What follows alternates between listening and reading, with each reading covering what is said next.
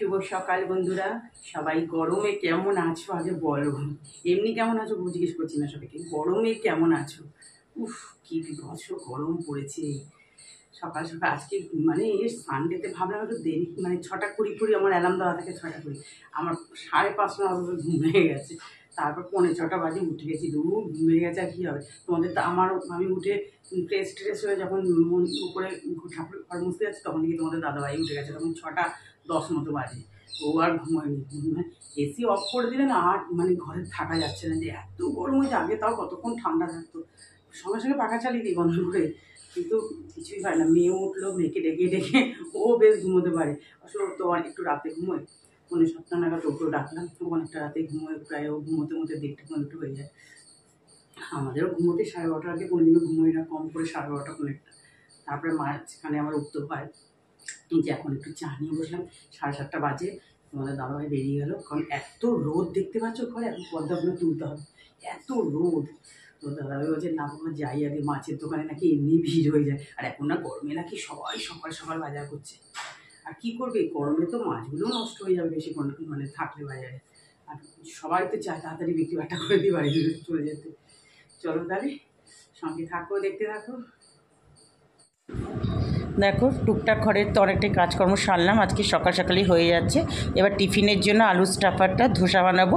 কারি পাতা সর্ষে সোমবার দিয়ে আলুটা সেদ্ধ করে রেখেছিলাম, সেটা ম্যাশ করে দিয়ে দিয়েছি। তারপর কাঁচা পেঁয়াজে টুকরো টুকরো করে দিয়েছি, কাঁচা লঙ্কা, আর সব থেকে সাম্বার মশলাটা, এটা দিয়েই মানে ঘর আলো হয়ে যায়, সাউথের রান্না একদম।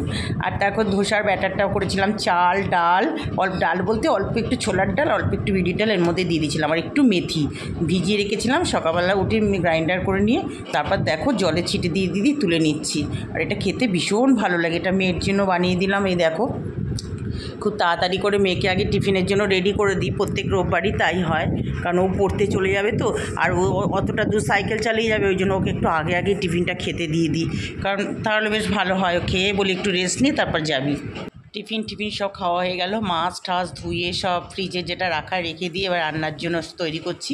ভাত দেখলে তো পাঁপড় ভেজে নিয়েছি, ভাতও বসিয়ে দিচ্ছি।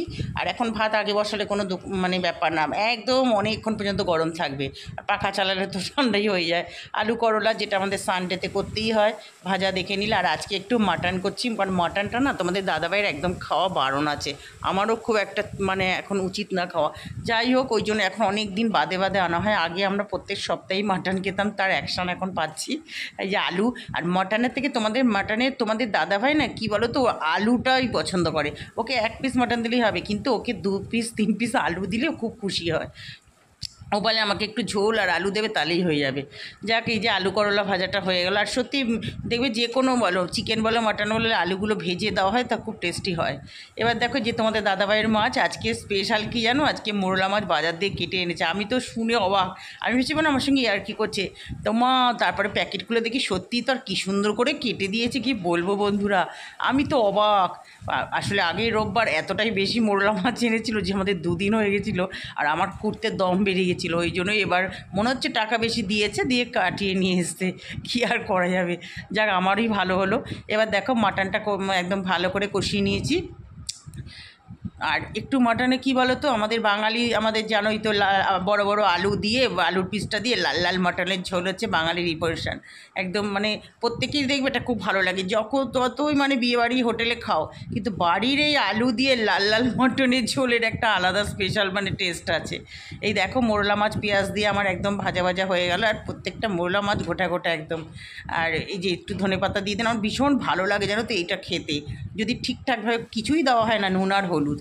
এবার দেখো রুই মাছের, এই যে জ্যান্ত রুই মাছের মাথাটা ছিল, ভেজে নিলাম, দিয়ে এবার পুঁই শাক। আজকে মানে একটার পর একটা হয়েই যাচ্ছে, সানডে তো আমার এরকমই হয়। ফোড়নে জিরে ফোড়ন দিলাম, যেহেতু মাছের মাথা দিয়ে করবো ওই জন্য সাদা জিরে দিলাম, আর যদি নিরামিষ করি তাহলে তোমার 5 ফোড়ন দিই। আর একটু ধনে জিরের গুঁড়ো দিয়ে দিয়েছি, একটু নুন হলুদ দিয়ে একবারে দিয়ে চাপিয়ে দিলাম, দিয়ে এবার গ্যাসটা সিম করে ঢাকা দিয়ে দেবো। পুঁই শাক দিয়ে তো এমনি জল বেরোবে। এদিকে দেখো প্রেশারে তো মাংসটা সিটি দিয়ে রেখে দিচ্ছি, আর আমের চাটনি হয়ে গেছে। ওই যে আচার করেছিলাম না, মিষ্টি আচার, সেই মশলাটা রয়েছে, মৌরি জিরে সব ধনে টনে গুঁড়ো, সেটা দিয়ে দিয়েছি, আর খুব সুন্দর হয়েছে চাটনিটা। ওই জন্য এবার দেখো মাছের মাথা দিয়ে আমার পুঁই শাকও হয়ে গেছে, মাঝে না কুড়ে নাড়াচাড়া দিতে হয়ে গেল। একটু ধনে পাতাও দিয়ে দিলাম। মানে একটার পর একটা রান্না হয়ে যাচ্ছে। এখানে আবার আলু দিয়ে, মানে আগে 7টা সিটি দিয়ে দিচ্ছে, আলু দিয়ে আবার 2টো সিটি দিয়ে। এই যে এবার খুলে দেখো, একটু শাহি গরম মশলা দিয়ে দিলাম। আর মানে এখন একটু গ্রেভি গ্রেভি, মানে একটু ঝোল ঝোল লাগছে, কিন্তু যখন বাটিতে ঢেলে রেখেছি, যখন খাওয়ার সময় না বেশ টেনে গেছে ঝোলটা। আমি তো জানি টেনে যাবে, পেঁয়াজ টেয়াজগুলো সবগুলো গলে গেছে আরও। আর খুব ভালো হয়েছিল মাটনটা। গরমে না জানো তো এইরকম মাটন খেতেই বেশি ভালো লাগে। আর আমাদের তো ঝালটা কাঁচা লঙ্কারই, কালারটা শুধু রেড কালার, কাশ্মীরি লঙ্কা গুঁড়ো। রান্না টান্না হয়ে গেল, গ্যাস মোজা হয়ে গেল, 1:45 বাজে, মেয়ে এখনও আসলো না। আর কি রোদ! আজকে অনেক কাজ হয়েছে, এসি টেসিগুলো একটু পরিষ্কার করা হয়েছে দুজনে মিলে। এদিকে দেখো সমস্ত বাসন টাসন সব শুকিয়ে গেছে। এবার টুকটাক আর ওই যে একবার ঘর মোছা গেছে, আবার মুছতে হবে, ওই এসিটা করা হয়েছে তো। চলো আর দাঁড়াবো না। এই দেখো পুজো দেওয়া হয়ে গেল। নীলকণ্ঠ ফুল ফুটেছে আজকে, দেখো কয়েকটা ফুটেছে আজকে। আর এই ছাদে 2টো ছোটো জবা ফুটেছে স্যান্ডেল কালারের। আর টগর ফুল যা ফুটেছে, এখন তো ফুল অনেক কমে গেছে। হয়ে গেল পুজো দেওয়া।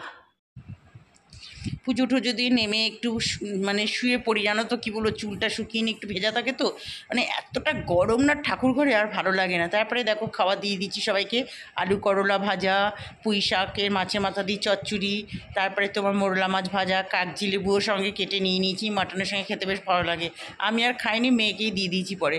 আর দেখো মাটনটা তোমাদের বলেছিলাম না, দেখবে এই দেখো গ্রেভিটা দেখেছো অনেকটা টেনে গেছে।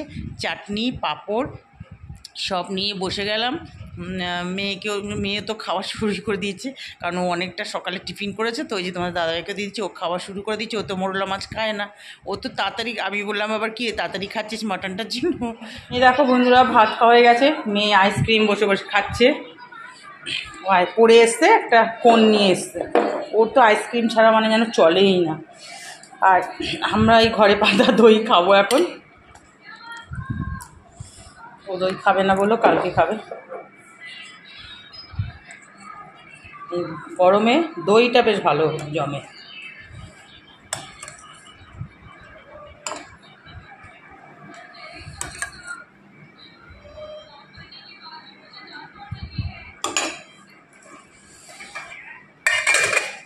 দইটা খেয়ে নিই এবার। আজকে চায়ের কাপ নিয়ে বসে গেলাম তোমাদের কাছে। আজকে কোথাও বেরোবো না। আজকে এত গরম বন্ধুরা, কি বলবো। তোমরা ভাববে যে দিদিভাই খালি গরম গরম, সত্যি আজকে একটা গাছের পাতা নড়ছে না। দেখো এই সন্ধে টন্ধে দিয়ে নামলাম, মানে পুরো গা টা ধুয়ে সন্ধে দিতে গেছি। তোমাদের দাদাভাই আজকে গাছে জল টল দিচ্ছিলো, আজকে আর আমাকে ওই কাজটা করতে হয়নি। টুকটাক একটু গাছেই করছিলাম। তার পাশে বাড়িও ছিল, ওর সঙ্গে একটু আমরা সব বলি না যে সব একই, যে সব পরপর বউরা এসেছি, সে কথা বলছিলাম। এই গরম গরম নিয়ে বলছিলাম যে মানুষ কতক্ষণ আর এসি চালিয়ে এই করে থাকবে, পাখা ছাড়া তো থাকাই যায় না। আর একটু বাইরের হাওয়াটাও তো দরকার, একটু দিলে না বেশ ভালো লাগে। একটা বৃষ্টি বৃষ্টি একটু না হলে, মাঝখানে বেশ একটু বৃষ্টি বৃষ্টি হচ্ছিলো, মাঝে মাঝে বেশ ওয়েদারটা ভালো ছিল।